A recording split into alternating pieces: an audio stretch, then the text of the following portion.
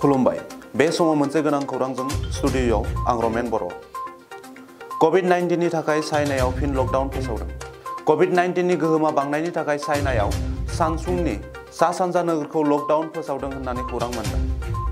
9 million सुबुं सानखो थानाय चाइनानि सा-सानजा नोगोरखौ फिन लकडाउन फोसावदों चीन सरकारा। बे समाव मोनसे गोनां खौरां, चाइनायाव फिन कर'नानि थाखाय सांसुंनि सा-सानजा नोगोरखौ लकडाउन फोसावदों। थांनाय शुक्रबारखालि 397 सा सुबुंखौ कर'ना पजिटिभ मोननायनि थाखाय फिन लकडाउन फोसावदों चीन सरकारा। मख'नो गोनांदि 2 बोसोरनि सिगां कर'ना भाइरासआ चीननिफ्रायनो गोसारजेनदोंमोन, जेरावनोखि मुलुगनाङै गोबां हादोरफोराव गाज्रि गोहोम गोग्लैदोंमोन। दिनै 2 बोसोरनि उनाव कर'ना भाइरासआ चीननिफ्राय फिन गोदान महरै मुलुगाव साग्लोबफिनगोन नामा? बे मोनसे मुलुगनाङै साननो गोनां खालामदों।